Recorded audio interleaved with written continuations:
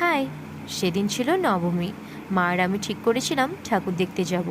সপ্তমী আর অষ্টমীতে কোথাও যাওয়া হয়নি, তাই নবমীর দিন বাড়ির বেশ কাছেই পুজো হচ্ছিল, তো সেই মতো বেরিয়ে পড়েছিলাম ঠাকুর দেখতে। বাঙালির সব থেকে বড় উৎসব বলে কথা, আর ভিড় না হলে চলে।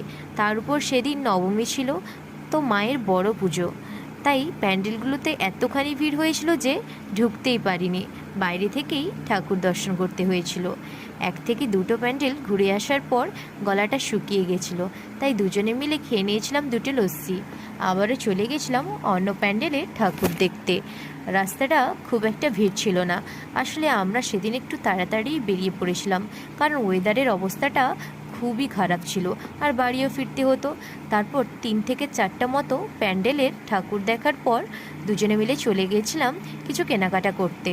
প্যান্ডেলের সামনে এত ভিড় ছিল যে সব কথা প্যান্ডেলের ভিডিও করতে পারিনি। ঠাকুর দেখার পর এই দোকানটা থেকে দুটো প্যাকেটের সাথে নিয়ে নিয়েছিলাম কিছু জিলিপি।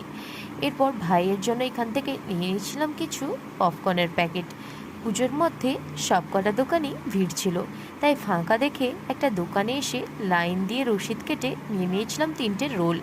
এতটাই খিদে পেয়ে গেছিলো যে রাস্তায় যেতে যেতে দুজনে দুটো রোল খেয়ে নিয়েছিলাম, আর এভাবেই বাড়ি ফেরত চলে এসেছিলাম। সেদিন এভাবেই সময়টা কেটেছিল।